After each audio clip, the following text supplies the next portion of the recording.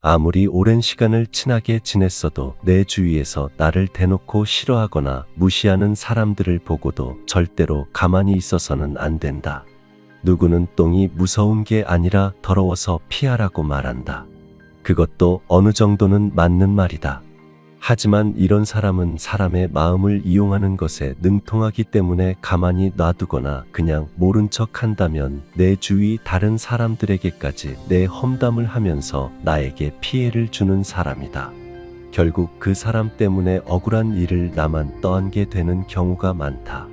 오늘 영상은 나에게 상처 주고 아무 잘못도 없는 나를 싫어하는 사람을 어떻게 대해야 할지, 그 인간 관계에 도움이 될 지혜입니다. 제 이야기를 잘 듣는다면 살아가는데 큰 도움이 될 것이라 생각합니다. 나를 싫어하는 사람의 인생을 망치는 방법 첫 번째, 피해자는 도망가지 말고 맞서라. 종종 사람들은 이렇게 말한다. 착한 내가 그냥 참아. 뭐 어쩌겠어. 인생이 다 그렇지 뭐. 이렇게 하면 그 순간의 마음은 편하고 그냥 상종하지 않는 것이 좋겠거니 싶지만 결국 아무 잘못도 없이 일방적으로 미움과 괴롭힘 그리고 이유도 없이 비난받던 나는 그저 참고 항상 이해만 해줘야 하는 사람이 되는 셈이다. 그것을 원하는가? 생각해보라. 왜 애꿎은 피해자가 오히려 도망가야 하는가? 당당하게 맞서야 한다. 맞서는 방법은 간단하다. 나를 싫어하는 사람의 주위 사람들에게 잘해라. 나를 싫어하는 사람은 그의 주변 사람들에게까지 나에 대해 비난하고 나쁜 이야기를 했을 가능성이 많다. 하지만 그 사람들은 그 이야기만 듣고 아직 당신에 대해 다 알지 못했다. 그 순간에는 맞장구 쳐도 돌아서면 직접 겪은 일이 아니다 보니 그냥 그런가 보다 하고 넘어가기 쉽다. 당신은 그 사람들에게 오히려 잘 보이고 마음을 얻을 필요가 있다. 세상에는 사필규정이라는 말이 있다. 모든 일은 다 반드시 뿌린 대로 거둔다. 나쁜 것을 뿌린 사람은 결국 나쁜 평판을 얻고 신망을 잃는다. 당신의 선행을 보고 따뜻함을 본 사람들은 그 나쁜 사람에게 의문을 품을 것이다. 알고 보면 괜찮은 사람인데 왜 욕을 하느냐라고 직접적으로 물어볼 수 있다. 그 순간 나를 싫어하는 사람은 또 억지를 부리며 과장해서 험담을 해댈 것이고 그런 언행은 결국 자신들이 보고 겪은 사실과 다르다는 것이 점차 세상에 드러날 것이다. 결국 나를 미워하는 사람을 고립시켜야 한다. 그렇지 않고 내가 그냥 피해버리면 나는 계속 못난 사람으로 남게 되는 것이다. 명심하라. 내가 억울하게 일방적으로 미움을 받는다면 숨을 필요가 없다.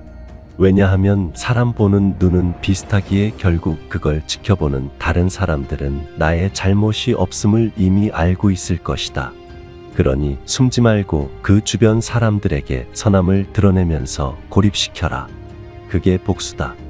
하지만 나쁜 사람의 주변에는 나쁜 사람들이 가득할 가능성이 높다. 이런 사람들에게까지 잘할 수는 없는 상황이 있을 수 있다. 그래도 절대 모른 척하거나 무시해서는 안 된다. 그의 주변까지 적으로 돌리지 마라. 그건 최악의 행동이다. 상종하기 싫은 마음이 굴뚝 같더라도 우선은 모른 척하지 말고 가볍게 인사 정도는 주고 받을 수 있어야 한다.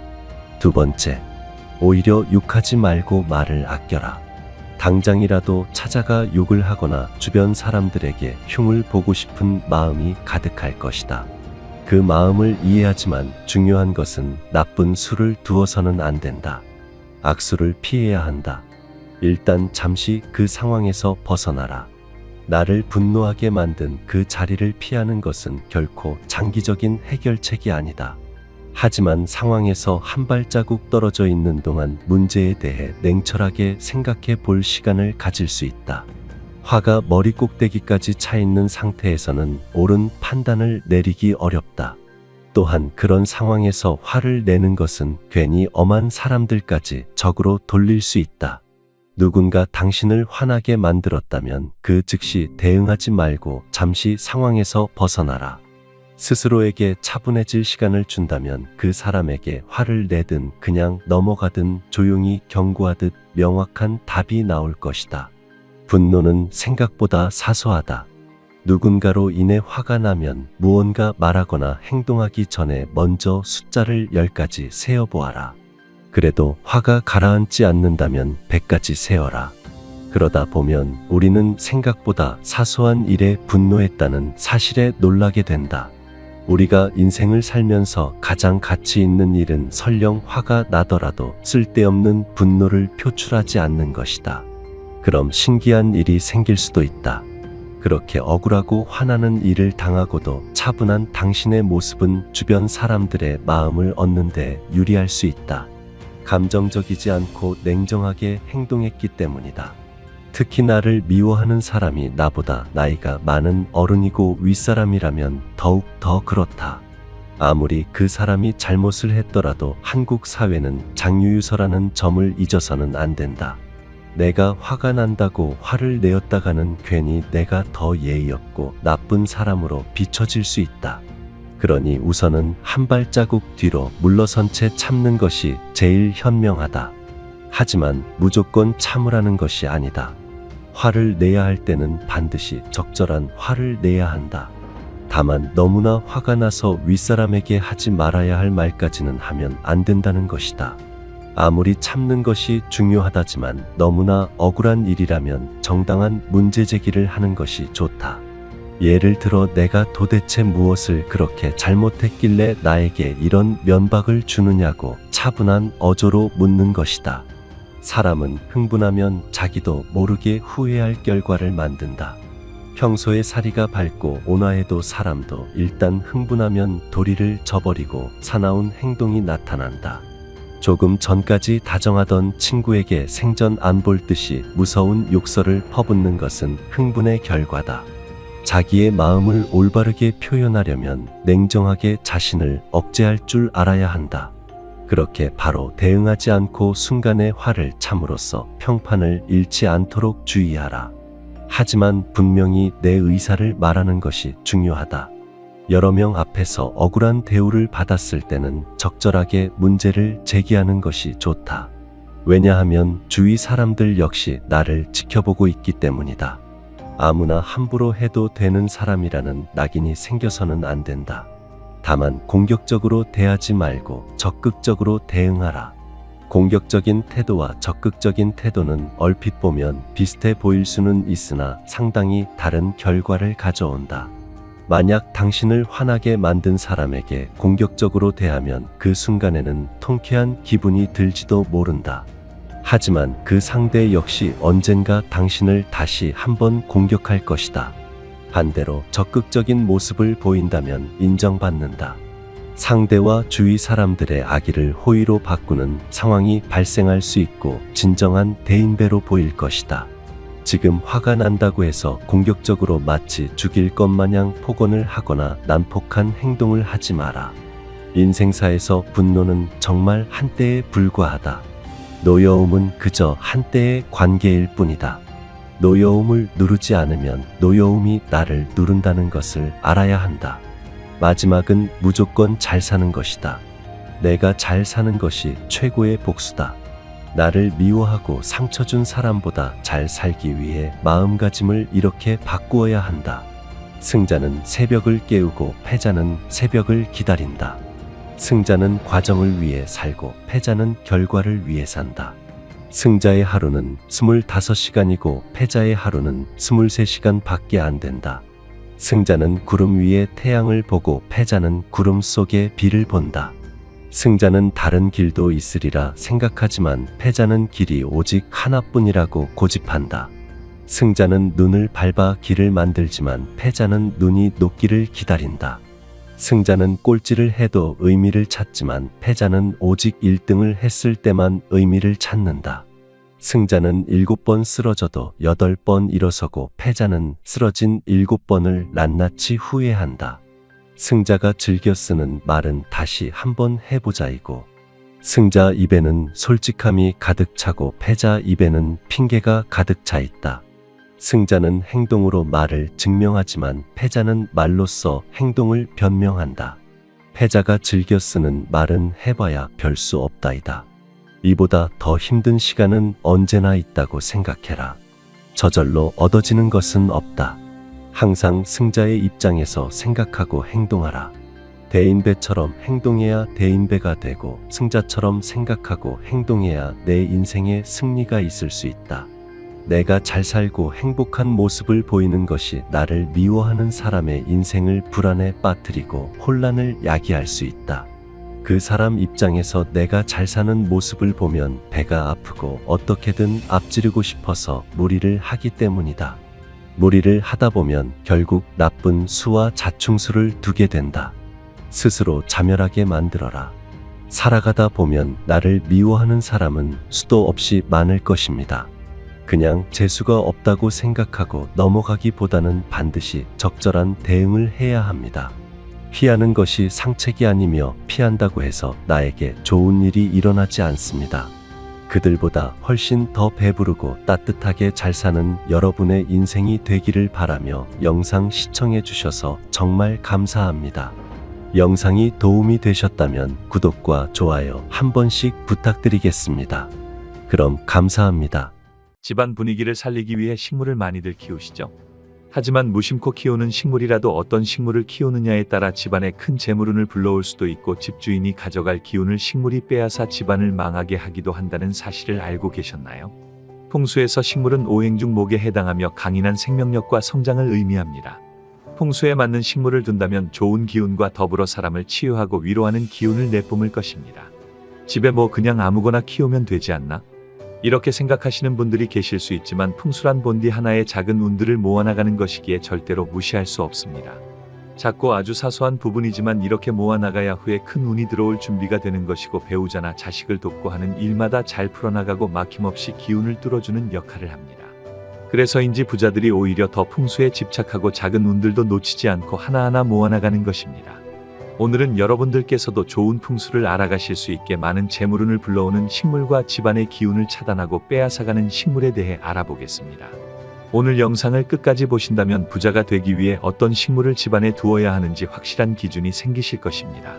집안에 두면 부자 되는 식물 첫 번째, 금전수. 금전수는 꽃말부터가 행운과 번영을 의미합니다. 잎이 엽전을 닮았다 하여 붙여진 이름으로 줄기에 광택이 가득한 잎들이 빼곡하게 달라붙어 있어 마치 엽전을 꿰어놓은 꾸러미 같아 금전운을 높여주는 것으로 가장 유명한 식물 중 하나입니다. 생명의 기운 또한 좋아 키우기도 쉬우며 공기정화 기능 또한 뛰어난 식물입니다. 금전수와 같이 엽전 꾸러기를 닮아 돈을 불러오는 식물로는 크루시아나 염자 등이 있으며 금전수와 비슷한 모양으로 사랑받고 있습니다. 집안에 두면 부자가 되는 식물 두 번째, 머니트리.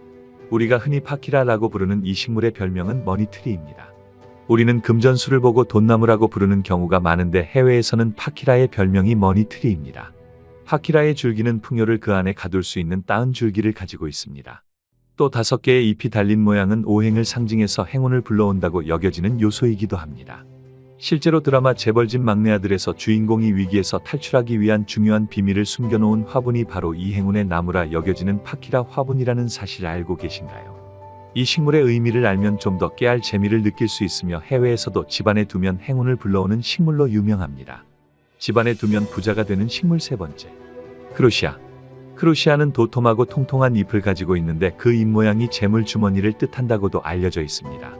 현관에 두는 식물은 대체로 동그랗고 통통한 잎을 가진 식물들이 좋다고 하는데 크루시아가 딱 그 모양으로 자라는 것 같습니다. 손도 많이 안 가면서 공기정화 능력도 뛰어나고 모양도 귀여우니 현관에 들어서자마자 즐거운 기운을 받으면서 집안에 들어오는 금전운까지 누릴 수 있습니다. 부자 되는 식물 네 번째, 고무나무. 고무나무 또한 잎이 둥글고 높이가 적당하여 길을 안정시키고 좋은 기운을 머금고 있는 식물로 거실에 두기 좋습니다. 다만 직사광선을 계속 받게 되면 고무나무의 잎이 타버릴 수 있기에 주의하셔야 합니다. 고무나무는 강한 생명력을 품은 나무로 집안에 음기를 죽이고 양기를 올려주는 식물입니다. 다만 잎에 먼지가 내려앉을 수 있으며 그럴 경우 풍수산 좋지 않기 때문에 잎에 먼지가 쌓이지 않게 잘 관리해야 한다는 사실 잊지 마시기 바랍니다. 부자 되는 식물 다섯 번째, 난초. 난초는 풍수상 뾰족한 식물이 좋지 않다고 하지만 난초 많은 예외로 두는 식물입니다. 왜냐하면 풍수에서 난이 상당히 중요한데요. 그 이유는 사람과 가장 닮아 있다고 하면 집의 주인과 그 생명력을 함께 한다고 봅니다. 난초는 과거부터 내려온 재물운과 더불어 집안의 운을 높여주는 대표적인 식물입니다. 다만 난초는 꾸준히 신경 쓰며 생명력을 잃지 않도록 관리를 해야 하는데요. 몰락한 집안에 나는 모두 시들어 있었다라는 말이 있듯이 난이 죽게 되면 그 운 또한 함께 시들게 됩니다. 하지만 크게 성공한 사람의 집안에도 많이 있었고 생기가 가득하고 그 기운 또한 좋았습니다. 이렇듯 그 주인과 운을 같이 하는 게 난초이기에 꼭 잘 키우실 분들께만 추천드리는 식물입니다. 만약 키우시다 난에 꽃이 핀다면 아주 좋은 일이 생길 수 있습니다. 부자 되는 식물 6번째. 몬스테라. 풍수에서는 잎이 뾰족한 식물보다는 넓고 둥글둥글한 식물이 좋은 기운을 가져다 준다고 보고 있으며 몬스테라는 금전운을 가진 가족 식물로 많이 알려져 있습니다. 강한 생명력이 있는 몬스테라는 국내뿐만 아니라 외국에서 또한 부적으로 사용되었으며 행운을 상징하는 식물로 많은 분들이 사랑하는 식물입니다. 풍수상 현관과 거실에 두면 좋은 기운을 불러오는 대표적인 식물입니다. 부자 되는 식물 7번째. 여인초. 극락조라고도 불리는 여인초는 앞서 말씀드린 것과 같이 잎이 넓은 식물로 멋진 외형과 공기정화 능력이 뛰어난 식물로 많은 분들이 키우기에 좋아 선호하는 식물입니다. 다만 풍수상 여인초를 키우실 때 한 가지 유념하셔야 할 부분이 있습니다. 풍수에서는 식물이 집안의 사람보다 그 크기가 높아지면 식물이 주인의 기운을 빼앗아간다고 보고 있습니다. 집안에서 가장 키가 큰 사람을 기준으로 여인초가 더 커진다면 분갈이를 하거나 키가 큰 줄기를 제거해 집안 사람보다 더 크지 못하게 막아주시기 바랍니다. 지금까지는 풍수의 조화 집이나 사무실에서 키우기 좋은 식물들을 소개해드렸습니다. 하지만 반대로 개업 선물이나 집안에 둬서는 절대 안 되는 식물들도 있는데요. 어떤 식물들을 키우면 안 되는지 알려드릴 테니 선물을 하거나 집안에 키우는 일이 없도록 주의하시기 바랍니다. 바로 담쟁이와 같은 넝쿨 식물입니다. 담쟁이 같은 넝쿨 식물은 너무 무성하게 자라는 성질을 가지고 있습니다.